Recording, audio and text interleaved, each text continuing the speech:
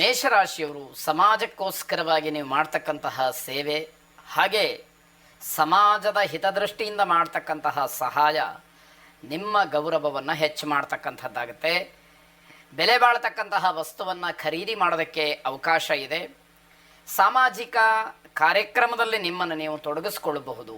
ಇದೆಲ್ಲದಕ್ಕೂ ಕೂಡ ಹಂತ ಹಂತವಾಗಿ ಅವಕಾಶಗಳಾಗ್ತಾ ಹೋಗುತ್ತೆ. ನಿಮ್ಮ ಬಗ್ಗೆ, ನಿಮ್ಮ ಭದ್ರತೆಯ ಬಗ್ಗೆ ಹೆಚ್ಚು ಗಮನವನ್ನು ಕೊಡಿ.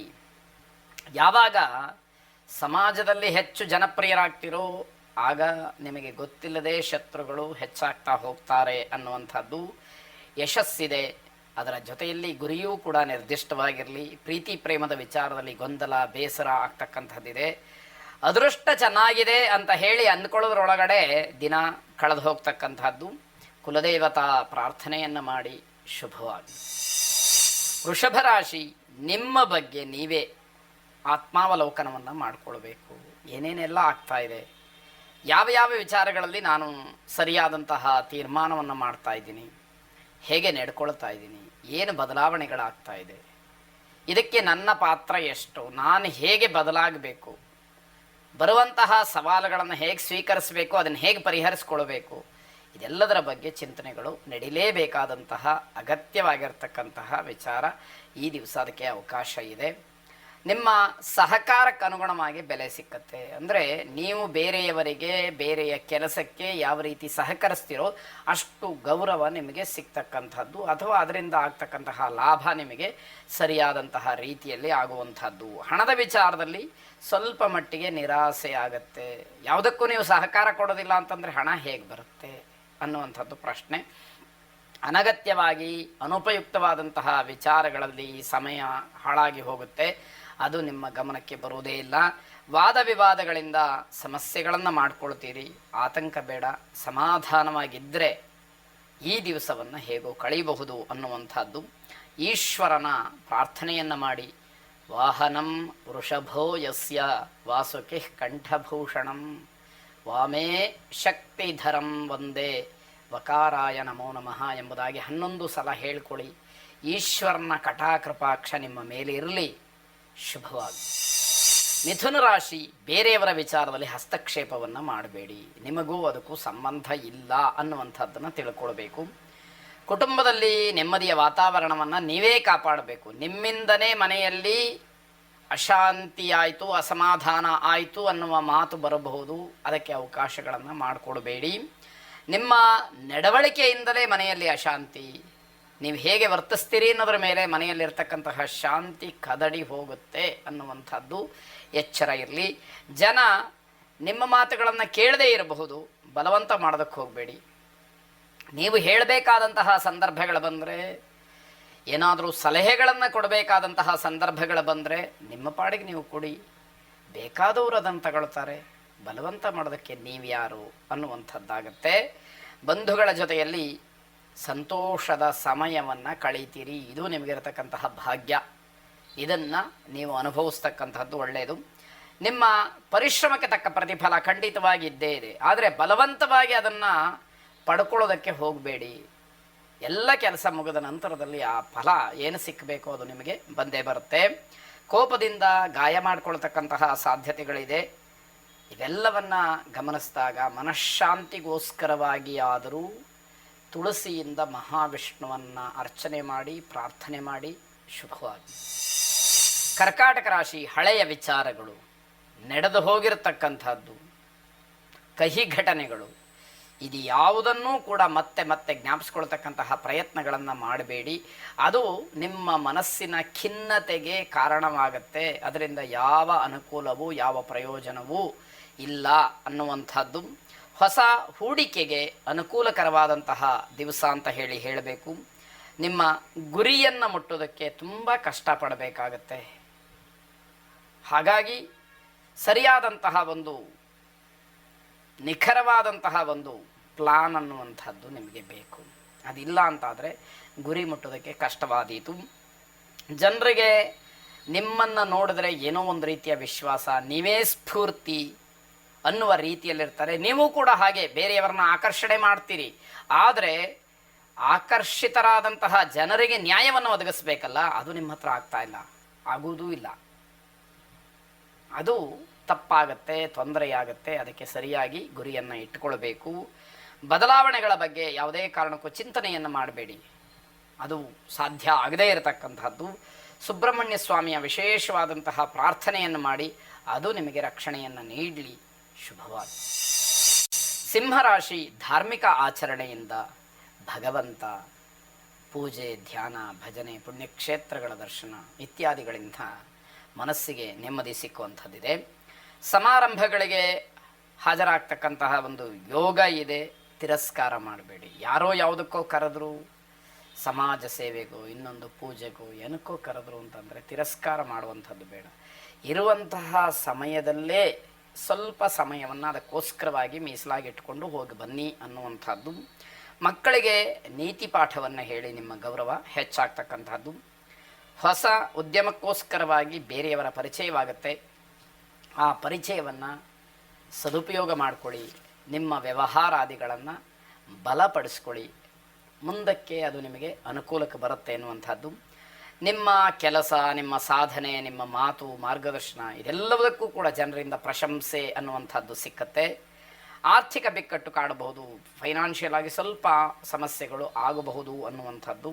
ಕುಬೇರ ಲಕ್ಷ್ಮಿಯನ್ನು ಪ್ರಾರ್ಥನೆ ಮಾಡಿ. ಶುಭವಾಗಿ. ಕನ್ಯಾ ರಾಶಿ, ನಿಮ್ಮ ವೈಯಕ್ತಿಕವಾದ ವಿಚಾರಕ್ಕೆ, ದಾಂಪತ್ಯದ ವಿಚಾರಕ್ಕೆ ಬೇರೆಯವರ ಸಲಹೆ ಬೇಡ. ನೀವೇ ಅದನ್ನು ಪರಸ್ಪರವಾಗಿ ಕುಳಿತು ಪರಿಹಾರ ಬಗೆಹರಿಸ್ಕೊಳ್ತಕ್ಕಂತಹ ಕ್ರಮ, ಇದರ ಬಗ್ಗೆ ಚಿಂತನೆಯನ್ನು ನಡೆಸಿ ಎನ್ನುವಂಥದ್ದು. ತಾಳ್ಮೆ ಬಹಳ ಮುಖ್ಯ. ತಾಳ್ಮೆಯನ್ನು ಕಳ್ಕೊಂಡ್ರಿ, ಮಾಡಿದಂತಹ ಎಲ್ಲ ವ್ಯವಸ್ಥೆಗಳು, ಅನುಕೂಲಗಳು, ತಪಸ್ಸು ಎಲ್ಲ ಹಾಳಾಗಿ ಹೋಗುತ್ತೆ. ಎಚ್ಚರ ಇರಲಿ. ಯಾವುದೇ ರೀತಿಯ ಪರಿಸ್ಥಿತಿ ಬಂದರೂ ಕೂಡ ಗಟ್ಟಿಯಾಗಿ ನಿಂತು ಅದನ್ನು ಎದುರಿಸ್ತಕ್ಕಂಥದ್ದು ಬೇಕು.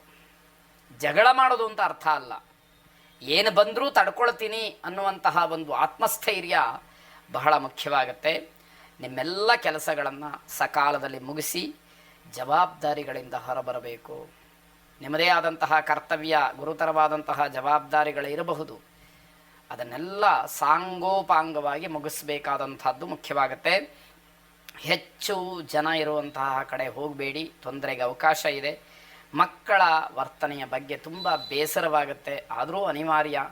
ನೀವು ಹೆತ್ತ ಮಕ್ಕಳು ಅದನ್ನು ಅನುಸರಿಸ್ಕೊಳ್ಳೇಬೇಕು ಅನ್ನುವಂತಹ ಅನಿವಾರ್ಯತೆ ನಿಮಗಿರುತ್ತೆ. ಆಂಜನೇಯ ಸ್ವಾಮಿಯನ್ನು ಪ್ರಾರ್ಥನೆ ಮಾಡಿ. ಶುಭವಾಗಿ. ತುಲಾರಾಶಿ, ರಾಜಕಾರಣಿಗಳ ಪ್ರಭಾವ ಈ ದಿವಸ ಕೆಲಸ ಮಾಡುತ್ತೆ. ರಾಜಕೀಯವಾಗಿ ಒಂದಷ್ಟು ಕೆಲಸಗಳು ನಿಮ್ಮಿಂದ ಆಗುವಂಥದ್ದು, ಅದಕ್ಕೆ ಪೂರಕವಾದಂತಹ ವ್ಯವಸ್ಥೆ, ಆ ರೀತಿಯ ವಾತಾವರಣ ಸೃಷ್ಟಿ ಆಗುತ್ತೆ ಅಂತ ಹೇಳಬೇಕು. ನಿಮ್ಮ ಮಾತಿಗೆ ಬೆಲೆ ಸಿಕ್ಕತ್ತೆ. ಹಾಗೆ ಕೆಲಸಕ್ಕೂ ಕೂಡ ನಿಮಗೆ ಅನುಕೂಲವಾಗುವಂಥದ್ದಿದೆ. ವೃತ್ತಿಯಲ್ಲಿ ತುಂಬ ಅನುಕೂಲ ಇದೆ, ಆದರೆ ತುಂಬ ಪರಿಶ್ರಮ ಪಡಬೇಕು. ಎಷ್ಟು ಕಷ್ಟಪಡ್ತೀರೋ ಅಷ್ಟು ಅನುಕೂಲ ಇದೆ ಎನ್ನುವಂತಹ ಅರ್ಥ. ಹಾಗಂತ ನೀವು ಪಟ್ಟ ಪರಿಶ್ರಮ ವ್ಯರ್ಥ ಆಗೋದಿಲ್ಲ. ಎಷ್ಟು ಕಷ್ಟಪಡ್ತೀರೋ ಅಷ್ಟು ಆದಾಯ, ಲಾಭ, ಅನುಕೂಲ ಅನ್ನುವಂಥದ್ದಾಗತ್ತೆ. ಪ್ರೇಮಿಗಳಿಗೆ ತುಂಬ ಶುಭವಾದಂತಹ ದಿವಸ ಇದು. ಕಾಲಿಗೆ ಪೆಟ್ಟಾಗಬಹುದು. ಸ್ವಲ್ಪ ತಾತ್ಸಾರವನ್ನು ಬಿಟ್ಟು ಜಾಗ್ರತೆಯನ್ನು ವಹಿಸಿದರೆ ಅದರಿಂದ ತಪ್ಪಿಸ್ಕೊಳ್ಬಹುದು ಅಂತ ಅರ್ಥ. ವಿಕಲಚೇತನರಿಗೆ ನಿಮ್ಮ ಕೈಲಾದಷ್ಟು ಸಹಾಯವನ್ನು ಮಾಡಿ. ಅವರಿಗೆ ಬಟ್ಟೆಯೋ ಅಥವಾ ಆಹಾರವೋ ಪಾನೀಯವೋ, ಅವರಿಗೆ ಅಗತ್ಯ ಇರತಕ್ಕಂತಹ ವಸ್ತುಗಳು ಅಥವಾ ಯಾವುದಾದ್ರು ಔಷಧಿಗಳು ಇದನ್ನು ಕೊಡಿಸಿ. ಶುಭವಾಗಿ. ವೃಶ್ಚಿಕ ರಾಶಿ, ವಿದ್ಯಾರ್ಥಿಗಳಿಗೆ ತಮ್ಮ ಮಿತ್ರರಿಂದಲೇ ಸ್ವಲ್ಪ ಸಮಸ್ಯೆ ಅಥವಾ ತೊಂದರೆ ಅನ್ನುವಂಥದ್ದು. ದೊಡ್ಡ ದೊಡ್ಡ ಹಾಸ್ಟೆಲ್ಗಳಲ್ಲಿ, ಕಾಲೇಜುಗಳಲ್ಲಿ ರ್ಯಾಗಿಂಗ್ ಅಂತ ಏನು ಹೇಳ್ತಾರೆ, ಆ ರೀತಿಯ ಸಮಸ್ಯೆಗಳು ಆಗುವ ಸಾಧ್ಯತೆಗಳಿದೆ. ತುಂಬ ಎಚ್ಚರಿಕೆಯನ್ನು ವಹಿಸಿ. ಯಾರಿಗೆ ಆ ವಿಷಯಗಳನ್ನು ಮುಟ್ಟಿಸ್ಬೇಕೋ ತಡ ಮಾಡದಲ್ಲ ಆ ವಿಷಯಗಳನ್ನು ತಿಳಿಸುವಂಥದ್ದು ಒಳ್ಳೆಯದಾಗಿರುತ್ತೆ. ವ್ಯವಹಾರದಲ್ಲಿ ಉತ್ತಮವಾದಂತಹ ಲಾಭ ಮತ್ತು ಶುಭವನ್ನು ಕಾಣುವಂಥದ್ದು. ಯಾರನ್ನಾದರೂ ಕ್ಷಮಿಸಬೇಕು ಅನ್ನುವಂತಹ ಪ್ರಸಂಗ ಬಂದರೆ ಈ ದಿವಸ ಕ್ಷಮಿಸಿಬಿಡಿ. ಯಾವುದೇ ಕಾರಣಕ್ಕೂ ಸಿಟ್ಟು, ಕೋಪವನ್ನು, ದ್ವೇಷವನ್ನು ಮುಂದುವರಿಸ್ಕೊಂಡು ಹೋಗ್ತಕ್ಕಂಥದ್ದು ಖಂಡಿತವಾಗಿ ಬೇಡ. ಮನೆಯ ಅಗತ್ಯತೆಗೆ ಮೊದಲ ಆದ್ಯತೆಯನ್ನು ನೀಡಬೇಕು. ಮನೆಯಲ್ಲಿ ಏನು ಆಗಬೇಕು, ಏನು ಹೋಗಬೇಕು, ಯಾರ ವಿಚಾರ ಹೇಗೆ ಎನ್ನುವಂಥದ್ದನ್ನು ನೀವು ಗಮನಿಸಬೇಕಾಗತ್ತೆ. ಏಕಾಗ್ರತೆ ಉತ್ತಮವಾದಂತಹ ಫಲಿತಾಂಶವನ್ನು ಕೊಡುತ್ತೆ. ಅದು ಕೆಲಸದಲ್ಲಾಗ್ಬೋದು, ವಿದ್ಯೆಯಲ್ಲಾಗ್ಬೋದು, ಯಾವ ವಿಷಯದಲ್ಲಿ ಬೇಕಾದರೂ ಕೂಡ ಆಗಬಹುದು ಅಂತ ಅರ್ಥ. ಜೀವನ ಶೈಲಿಯಲ್ಲಿ ಒಂದಷ್ಟು ಸುಧಾರಣೆಗೆ ಏಕಾಗ್ರತೆ ಕಾರಣವಾಗುತ್ತೆ ಅದನ್ನು ಗಮನಿಸ್ಕೊಳ್ಬೇಕು. ವಿದ್ಯಾ ಗೋಪಾಲಕೃಷ್ಣನನ್ನು ಪ್ರಾರ್ಥನೆ ಮಾಡಿ ಶುಭವಾಗಿ. ಧನುರಾಶಿ, ಮನೆಯಲ್ಲಿ ನಿಮ್ಮ ಕರ್ತವ್ಯದ ಬಗ್ಗೆ ಹೆಚ್ಚು ಗಮನವನ್ನು ಕೊಡಿ. ನೀವು ಯಾವ ಸ್ಥಾನದಲ್ಲಿದ್ದು ಯಾವ ಕೆಲಸವನ್ನು ಪರಿಪೂರ್ಣವಾಗಿ ಮಾಡಬೇಕಾಗಿರುತ್ತೋ ಅದರ ಬಗ್ಗೆ ಹೆಚ್ಚು ಗಮನ ಇರಲಿ ಅಂತ ಅರ್ಥ. ಬದಲಾವಣೆಯ ಆಲೋಚನೆಗಳು ಬರಬಹುದು. ಅದು ಸ್ಥಳ ಆಗ್ಬೋದು, ಉದ್ಯೋಗ ಆಗ್ಬೋದು, ವೃತ್ತಿ ಆಗ್ಬೋದು, ಯಾವುದೇ ಇರ್ಬೋದು. ಸದ್ಯಕ್ಕೆ ಆ ಆಲೋಚನೆಗಳು ಬೇಡ ಅನ್ನುವಂಥದ್ದು ಸಲಹೆ. ಮದುವೆ ವಿಚಾರದಲ್ಲಿ ತುಂಬ ತಲೆ ಕೆಡಿಸ್ಕೊಳ್ತೀರಿ, ಆದರೆ ಏನೂ ಪ್ರಯೋಜನ ಆಗೋದಿಲ್ಲ. ಆದರೆ ನಾನು ಸುಮ್ಮನಿದ್ರೆ ಹೇಗೆ ಅನ್ನುವಂತಹ ಭಾವನೆ ನಿಮ್ಮದು. ನೀವು ಸುಮ್ಮನಿದ್ರೇ ಒಳ್ಳೆಯದು ಅನ್ನುವಂಥದ್ದು ನಮ್ಮ ಸಲಹೆ. ಇದೆಲ್ಲವನ್ನು ಯೋಚನೆ ಮಾಡಬೇಕು. ಆರೋಗ್ಯದಲ್ಲಿ ವ್ಯತ್ಯಾಸವಾಗತ್ತೆ. ಬೆನ್ನು ನೋವಿನ ಸಮಸ್ಯೆ ಹೆಚ್ಚಾಗಿ ನಿಮ್ಮನ್ನು ಕಾಡುವಂಥದ್ದು. ಮನಸ್ಸಿನಲ್ಲಿ ಏನೋ ಒಂದು ರೀತಿಯ ಭಯ, ಕಳವಳ ನಿಮ್ಮನ್ನು ಆವರಿಸ್ಕೊಂಡು ಬಿಟ್ಟಿರುತ್ತೆ. ಆಹಾರದ ಬಗ್ಗೆ ಸ್ವಲ್ಪ ಗಮನ ಇರಲಿ. ಸಾಯಂಕಾಲದ ಹೊತ್ತಿಗೆ ಕೆಲವು ಆರೋಗ್ಯಕರವಾದಂತಹ ಚರ್ಚೆಗಳು, ಸರಿಯಾದಂತಹ ವಿಚಾರವನ್ನು ಚರ್ಚೆ ಮಾಡ್ತೀರಿ. ಈಗ ಟ್ರ್ಯಾಕಿಗೆ ಬರ್ತಾ ಇದ್ದೀರಿ ಅನ್ನುವಂಥದ್ದು ಅನುಭವಕ್ಕೆ ಬರುತ್ತೆ. ವೆಂಕಟರಮಣ ಸ್ವಾಮಿಯನ್ನು ಪ್ರಾರ್ಥನೆ ಮಾಡಿ. ಕಲ್ಯಾಣಾದ್ಭುತ ಗಾತ್ರಾಯ ಕಾಮಿತಾರ್ಥ ಪ್ರದಾಯಿನೇ ಶ್ರೀಮದ್ ವೆಂಕಟನಾಥಾಯ ಶ್ರೀನಿವಾಸಾಯ ಮಂಗಳಂ ಎಂಬುದಾಗಿ 11 ಸಲ ಹೇಳಿಕೊಳ್ಳಿ. ಶುಭವಾಗಿ. ಮಕರ ರಾಶಿ, ಜನ ಮೆಚ್ಚಿಕೊಳ್ಳಿ ಅಂತ ಹೇಳಿ ತೋರ್ಪಡಿಕೆ ಕೆಲಸವನ್ನು ಮಾಡ್ತೀರಿ, ಸಿಗ ಹಾಕೊಂಡ್ಬಿಡ್ತೀರಿ. ನಿಮ್ಮದಲ್ಲ ಇದು ಕೆಲಸ, ನಾಟಕೀಯವಾಗಿ ಮಾಡ್ತಾ ಇದ್ದೀರಿ, ಬೇರೆಯವರು ಒಪ್ಕೊಳ್ಳಿ ಅಂತ ಮಾಡ್ತಾ ಇದ್ದೀರಿ ಅಂತ ಹೇಳಿ ಜನಕ್ಕೆ ಗೊತ್ತಾಗುವಂಥದ್ದಾಗತ್ತೆ. ನಿಮ್ಮ ನೈತಿಕತೆ ಚೆನ್ನಾಗಿದೆ, ದುರುಪಯೋಗ ಯಾಕೆ ಮಾಡ್ಕೊಳ್ತೀರಿ ಅನ್ನುವಂಥದ್ದು ಪ್ರಶ್ನೆ. ಸ್ವಯಂ ಪ್ರಜ್ಞೆ ಇಲ್ಲದೆ ಕೆಲವು ಅನಾಹುತಗಳನ್ನು ಮಾಡ್ಕೊಳ್ತೀರಿ. ಬೇರೆ ಯಾರು ಬಂದು ನಿಮಗೆ ತಿಳುವಳಿಕೆಯನ್ನು ಹೇಳಬೇಕಾದಂಥದ್ದಿಲ್ಲ, ನಿಮ್ಮದೇ ಆದಂತಹ ತಿಳುವಳಿಕೆ ಇದೆ. ಅದನ್ನು ಸರಿಯಾದಂತಹ ರೀತಿಯಲ್ಲಿ ವಿನಿಯೋಗ ಮಾಡಿಕೊಳ್ಳಿ ಅಂತ ಅರ್ಥ. ನಿಮ್ಮ ಪ್ರಗತಿಯ ಬಗ್ಗೆ ನಿಮಗೆ ಭಯ ಇದೆ. ಮುಂದೆ ಏನಾಗುತ್ತೆ, ಇಷ್ಟೇನಾ ಜೀವನ, ಇಷ್ಟೇ ಆಗಿಬಿಟ್ರೆ ನನ್ನ ಆಲೋಚನೆಗಳೆಲ್ಲ ಹೇಗೆ, ನನ್ನ ಯೋಜನೆಗಳನ್ನೆಲ್ಲ ಹೇಗೆ ಪೂರೈಸೋದು, ಇವೆಲ್ಲ ಪ್ರಶ್ನೆಗಳನ್ನು ಮಾಡ್ಕೊಳ್ತೀರಿ. ವೃತ್ತಿ, ಉದ್ಯೋಗ ಇತ್ಯಾದಿಗಳಲ್ಲಿ ಒತ್ತಡದಿಂದ ತೊಂದರೆಯನ್ನು ಮಾಡ್ಕೊಳ್ತೀರಿ. ಒಳ್ಳೆಯ ಸ್ನೇಹಿತರು, ಹಿತೈಷಿಗಳು, ಮಾರ್ಗದರ್ಶಕರು, ಇವರಿಂದ ಉತ್ತಮವಾದಂತಹ ಮಾರ್ಗವನ್ನು ಕಂಡುಕೊಳ್ಳಿ ಅನ್ನುವಂಥದ್ದು. ಶಿವನನ್ನು ಬಿಲ್ವಪತ್ರೆಯಿಂದ ಅರ್ಚನೆ ಮಾಡಿ ಪ್ರಾರ್ಥನೆ ಮಾಡಿ ಶುಭವಾಗಿ. ಕುಂಭರಾಶಿ, ಮಕ್ಕಳ ವಿದ್ಯಾಭ್ಯಾಸ, ಪ್ರಗತಿ, ಅವರ ಆಸಕ್ತಿ ಇವೆಲ್ಲವೂ ಕೂಡ ನಿಮಗೆ ಬಹಳ ಸಂತೋಷವನ್ನು ಉಂಟು ಮಾಡುತ್ತೆ. ಸಾರ್ಥಕವಾಯಿತು ನನ್ನ ಜೀವನ ಅನ್ನುವಷ್ಟರ ಮಟ್ಟಿಗೆ ಸಮಾಧಾನ ಸಿಕ್ಕುವಂತಹ ದಿವಸ. ನಿಮ್ಮ ಸಮಯ ಹೋಗಿದ್ದೇ ಗೊತ್ತಾಗದೇ ಇರುವಂತಹ ದಿವಸ ಇದು. ವ್ಯಾಪಾರ ವ್ಯವಹಾರಾದಿಗಳಲ್ಲಿ ಪ್ರಗತಿ, ಆರ್ಥಿಕವಾದಂತಹ ಅನುಕೂಲ, ಬೆಳವಣಿಗೆ ಇವೆಲ್ಲವನ್ನು ನೋಡ್ತೀರಿ. ಸಂಬಂಧಿಕರ ಆಗಮನವಾಗುತ್ತೆ. ಅವರ ಜೊತೆಯಲ್ಲಿ ಒಂದಷ್ಟು ವಿಚಾರಗಳನ್ನು ಚರ್ಚೆ ಮಾಡ್ತೀರಿ. ನಿಮ್ಮ ಸಾಧನೆ ಇರ್ಬೋದು, ನಿಮ್ಮ ಯೋಜನೆಗಳಿರ್ಬೋದು, ನೀವು ಆಡ್ತಕ್ಕಂತಹ ಕೆಲವು ಮಾತಿನ ಮರ್ಮಗಳು ಇವೆಲ್ಲವನ್ನು ಅಲ್ಲಿ ಚರ್ಚೆಗೆ ಬರುವಂಥದ್ದಾಗತ್ತೆ.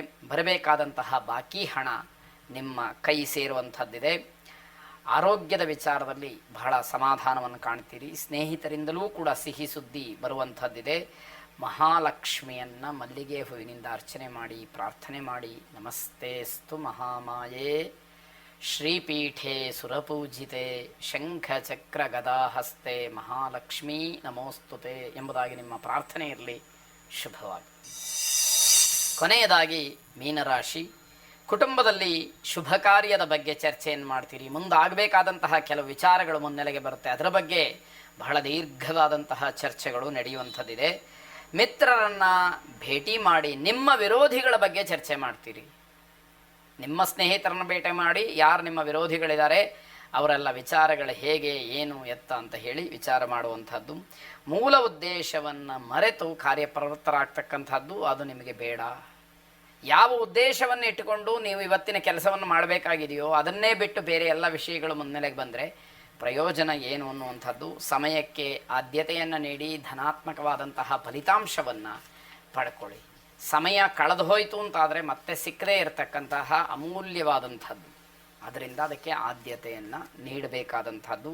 ಮಾನಸಿಕವಾಗಿ ಸ್ವಲ್ಪ ನೆಮ್ಮದಿ ಕಡಿಮೆ. ಶತ್ರುಗಳ ಬಗ್ಗೆ, ವಿರೋಧಿಗಳ ಬಗ್ಗೆ ಚಿಂತನೆಯನ್ನು ನಡೆಸ್ತೀರಿ, ಚರ್ಚೆ ಮಾಡ್ತೀರಿ ಅಂತಂದರೆ ಮಾನಸಿಕವಾಗಿ ಸಮಾಧಾನ ಇಲ್ಲ ಅಂತ ಅರ್ಥ. ಅಲ್ಲೂ ಕೂಡ ಗೊತ್ತಾಗುತ್ತೆ. ಕೋಪ, ಆತಂಕಗಳು ಹೆಚ್ಚಾಗಿರ್ತಕ್ಕಂತಹ ದಿನ. ಅದನ್ನು ಗಮನಿಸ್ಕೊಳ್ಳಿ. ಅದಕ್ಕೆ ಹೆಚ್ಚಿನ ಮಾನ್ಯತೆಯನ್ನು ನೀಡಬೇಡಿ. ಕೋಪವನ್ನು ತಗ್ಗಿಸ್ಕೊಳ್ಳಿ. ಕೋಪವನ್ನು ಬಿಟ್ಟರೆ ಬಹಳ ಒಳ್ಳೆಯದು. ಆತಂಕವೂ ಕೂಡ ತನ್ನಿಂದ ತಾನೇ ಕಡಿಮೆ ಆಗಬೇಕು ಅನ್ನುವಂಥದ್ದು. ರಾಜರಾಜೇಶ್ವರಿಯನ್ನು ಪ್ರಾರ್ಥನೆ ಮಾಡಿ. ಶುಭವಾಗಲಿ.